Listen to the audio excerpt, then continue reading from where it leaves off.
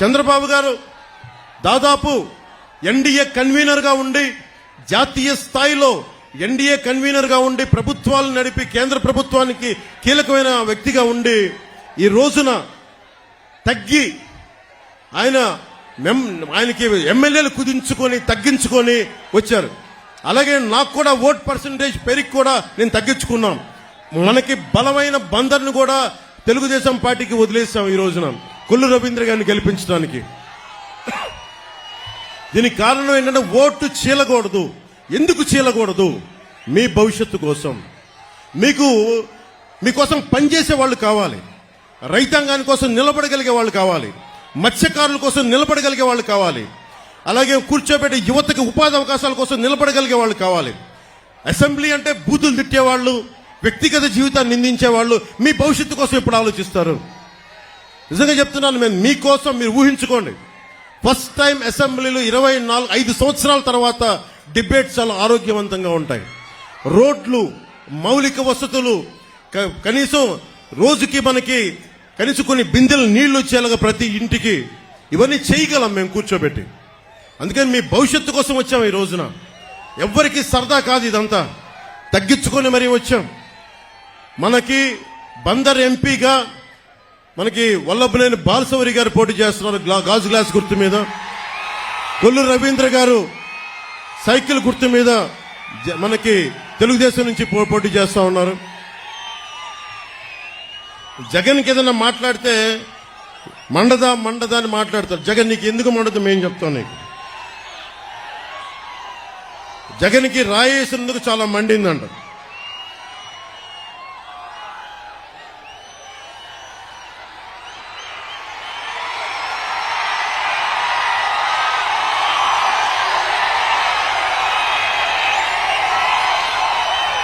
నీకు రాయి తగిలినందుకు ఎంత మండితే నీ పాలనలో ప్రజలకు ఎంత మండిందో చెప్తాం. పోలవరం రాకుండా చేసావు, ప్రజలకి మండదా? రాష్ట్రానికి రాజధాని లేకుండా చేసావు, ప్రజలకి మండదా? అంబేద్కర్ విదేశీ విద్యను ఆపేశావు, దళితులకి మండదా? 15 ఏళ్ల అమర్నాథ్ని పెట్రోల్ పోసి చెరుకు తోటలో నీ నాయకులు తగలబెట్టేస్తే వాళ్ళకి బెయిల్ ఇప్పించావు, దానికోసం ప్రజలకి మండదా? దళిత డాక్టర్ సుధాకర్ ని మాస్క్ అడిగినందుకు పిచ్చోని చేసి చంపితే అది ప్రజలకి మండదా? మనకి డ్రైవర్ ని చంపేసి డోర్ డెలివరీ చేస్తే దళితులకి మండదా? ప్రజలకి మండదా? 30,000 మంది మహిళలు అదృశ్యమైతే ప్రజలకి మండదా? అంగన్వాడీ టీచర్లని కాల్తో తొక్కిస్తే ప్రజలకి మండదా? ఆశా వర్కర్లని అరెస్టులు చేయిస్తే ప్రజలకి మండదా? నిరంకుశతో నీ పాలన చూస్తే ప్రజలకి మండదా? అందుకే చెప్తున్నాం, కడుపు మండి ఉన్నారు జనం. ఈ రోజున అన్ని సర్వేలు దాదాపు 11 నుంచి 13 సర్వేలు మన ఎన్డీఏ కూటమి తెలుగుదేశం, జనసేన, భారతీయ జనతా పార్టీ 20 నుంచి 23 పార్లమెంట్లు మనం గెలుస్తున్నాం. జగన్ కి మొన్న అడుగుతా ఉన్నాడు, వై నాట్ 175, వై నాట్ 175 అంటున్నాడు. బందర్ నుంచి చెప్తున్నాం, వై నాట్ 15? 150కి వచ్చిన ఒక్కటి కొడితే 15 చాలు జగన్కి, 15 చాలు జగన్కి. మీరు ఆలోచించండి మీ భవిష్యత్తు కోసం. కులాలకి దాటి జగన్ కులాలను లేపుతాడు. చంద్రబాబు గారి సామాజిక వర్గం చేత తిట్టిస్తాడు, నన్నేమో నా సామాజిక వర్గం చేత తిట్టిస్తాడు, ప్రతి ఒక్కరిని వారి కులాల చేత తిట్టిస్తాడు. ఇక్కడున్న ఈ ఆకు రౌడీ ఎమ్మెల్యేని అడుగుతున్నా, నేను నీ కులం అయితే నీకు నోరు అలుసా? నీకు మేము కాపు అని చెప్పి బూతులు తిడతావా? నువ్వు ఏమనుకోలేదు, బలుపు అనుకోవాలా? ఏమనుకోవాలి? వెళ్ళి నువ్వు ఊడిగం చేసుకో, అక్కడికి వెళ్ళి జగన్ దగ్గరికి వెళ్ళి ఊడిగం చేసుకో, కుక్క పిల్లలాగా కూర్చొని పాకు. మమ్మల్ని మాట్లాడకు, జాగ్రత్త. ఒళ్ళు దగ్గర పెట్టుకొని మాట్లాడు, ఎక్కువ మాట్లాడుకో. తమాషాలుగా ఉంది ఒక్కొక్కడికి, కడుపు మండదా మాకు? మర్యాదగా మాట్లాడతాం, మర్యాద ఇస్తాం, మర్యాద నిలబెట్టుకో. పిచ్చి వాగుళ్ళు వాక్కండి ఒక్కొక్కళ్ళు. మా కసులు లేక కాదు, ప్రజాస్వామ్య విధానాన్ని గౌరవిస్తాం. దాన్ని దృష్టిలో పెట్టుకొని మాట్లాడండి. నోరు ఇష్టం వచ్చినట్టుగా పడేయకండి. చెప్తున్నా, 25 సంవత్సరాలు నా జీవితాన్ని రాజకీయాలకి పెడతా ఉన్నాను. ఆంధ్రప్రదేశ్ బాగుండాలి, దేశం బాగుండాలి, తెలుగు ప్రజల ఐక్యత బాగుండాలి. మీరు మాతో గొడవ పెట్టుకోవడం అంటే నీ బిడ్డలతో సహా 25 సంవత్సరాలు నేను చచ్చే వరకు నాతో గొడవ పెట్టుకోవడం గుర్తుపెట్టుకో.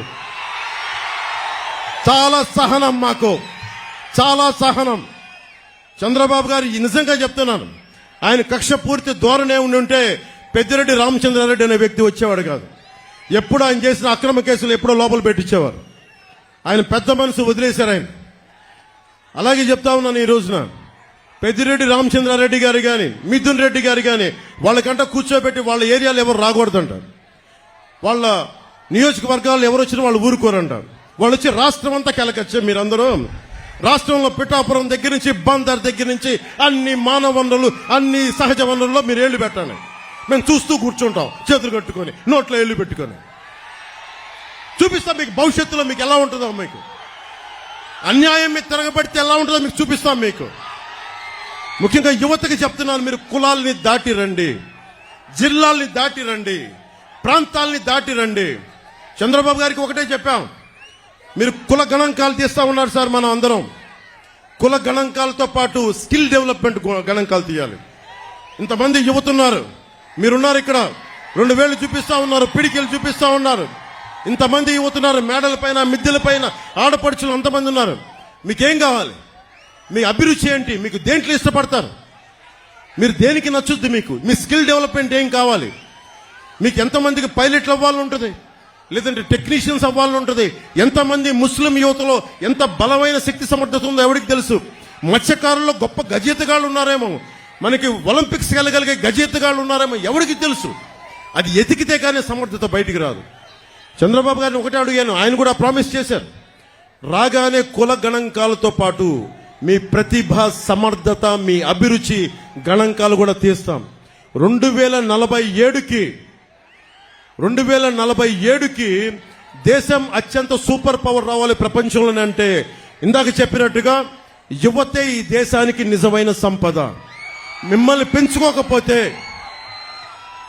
అంటే యువతరం తాలూకు శక్తి ఎప్పుడు తెలుస్తుంట, తాతకి చేతి కర్ర అవసరం వచ్చినప్పుడే మనవడి విలువ తెలుస్తుంట. నాయకులు పెద్దోళ్ళు అయిపోతుంటే యువత కావాలి. నిజంగా నేను మీకోసం, చంద్రబాబు గారు మహా దార్శనికుడు. ఈ మధ్య నేను ప్రతిసారి మాదాపూర్కి వెళ్తున్నప్పుడు, నేను లేట్ 99లో చూస్తున్నప్పుడు ఆయన 2020 విజన్కి ఎలా జరుగుద్ది, ఏం జరుగుద్ది అని అనుకునేవాడిని.